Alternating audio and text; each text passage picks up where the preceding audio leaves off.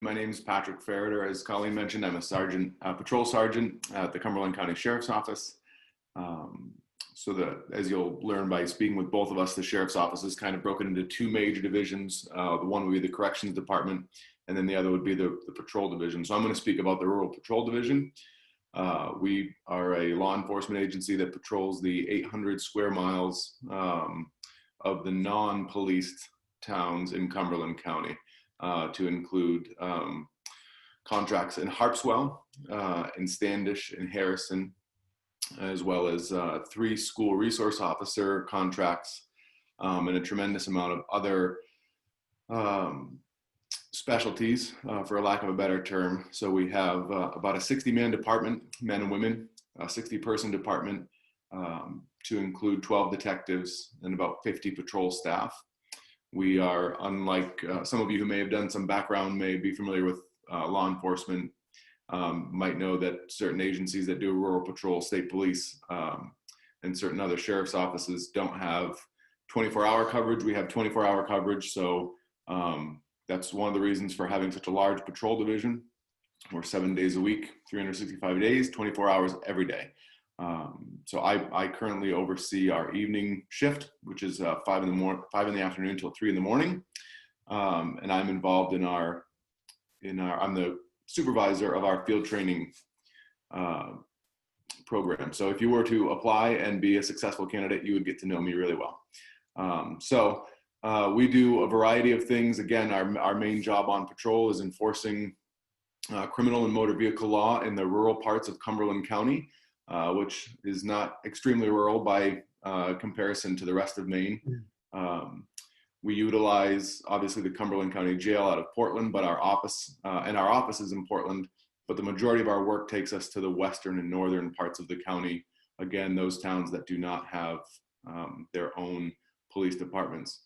We dovetail and work well with some of the other rural agencies, small police departments such as Bridgeton, Gorham, Windham, Cumberland, Yarmouth, because we share kind of borders, and a lot of our criminality have a nexus maybe to one of those towns, and even into Portland and Westbrook and Cape Elizabeth as well. So we work well with all those agencies, but our main areas of focus are those unpoliced towns.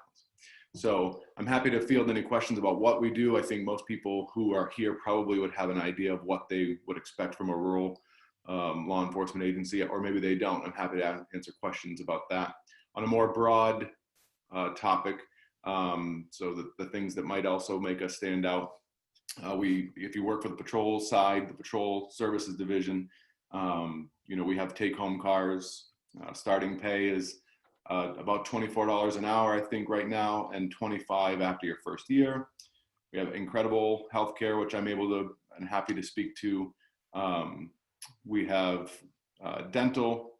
We have an insurance policy that's really pretty impressive. Our retirement is through the state of Maine. We also offer a 457 plan, but most people stay with that Maine. The Maine PERS plan is pretty impressive. We have a significant amount of benefit days, which in today's world is good, especially in our line of work. So a new employee would start with a week of paid vacation right out as soon as they get hired, as well as 12 holidays, sick time, bereavement time.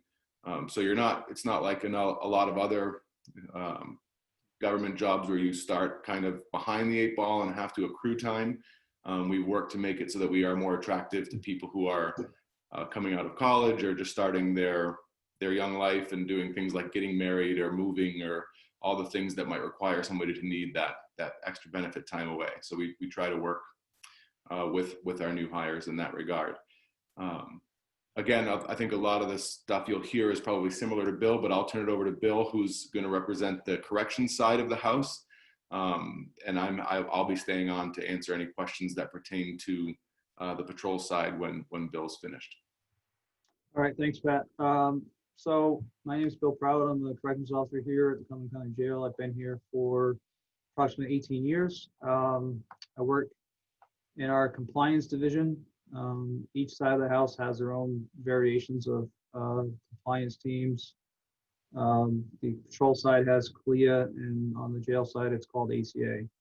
Um, that's important to me because it's what my job is. But part of that means that we work for an agency that is always trying to improve itself. These governing bodies are national standards that we need to follow, and it's a very tedious task. The patrol side has gone through 2 accreditation cycles. The jail has gone through about 6 now. And that's important because there's only 2 jails in the state that are accredited. So, and that governs everything from safety, security, even to the way we are handling COVID-19. ACA has helped us be able to stay on top of it. We're also compliant with PREA, DOC, federal government standards. But the jail itself, the starting pay here is $19.02. Again, what Pat talked about with the benefits and things are the same. The retirement is a little bit different. We are, both sides are fall under union contracts, which we're still under some negotiations as we speak. Our facility processes roughly 7,000 inmates a year. Our full capacity here is 570 inmates. We currently have a count of about 340. With COVID coming on board, that took our count down quite a bit in order to stay safe. There are many aspects to becoming a corrections officer. One of the benefits to it is learning how to speak to people, learning how to handle yourself in a tough situation, what we call IPC skills or communication skills. And so oftentimes people will come here first before they try going to the patrol side. And it is a very good stepping stone in that direction if that's where you want to be. And if anything I missed, Pat, feel free to add. We are constantly looking, we are constantly hiring, and there is a background check, polygraph requirement. There's also the need for an alert test, physical agility test. You don't need to have a degree, but I can tell you, so we've had younger and younger people come in here, and we've also had some people who try to make a second career and have made it work. So there's a lot to do, a lot of inner workings to the jail, from our intake to our medical team, to our food service team, to our security staff, and to our administration and support staff programs. There's a lot of things that go behind the scenes here, and you can make a long career here. Thank you. That's about all I have to add. And if there are any questions, I'll help answer any. So one of the things that Bill just reminded me of was to speak about some of the specialties that we have on the patrol side. So we have, as I mentioned, kind of part of our contracts are the SRO. If you're not familiar, that's the school resource officer. You may be familiar because they've come under fire in some agencies, but we're proud of all 3 of our SROs, and at this point, there's been no concern about losing those positions or those contracts. They do a really good job and are a pretty invaluable resource to the communities that they serve.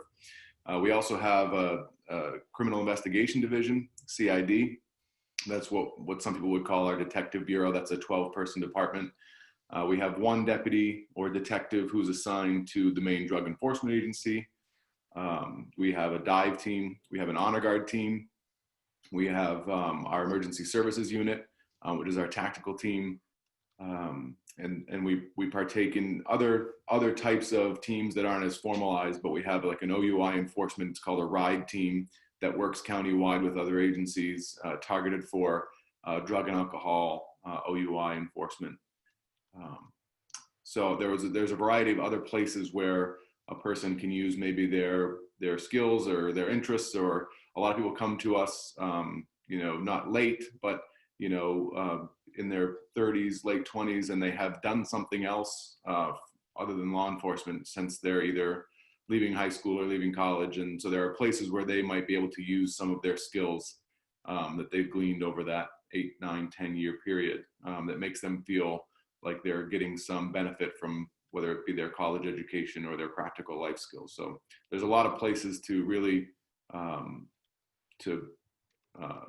have a unique and different kind of career. Canine program, I'm not sure if I mentioned that one as well. We do have three police dogs as well. So I'm open to any questions at this point as well.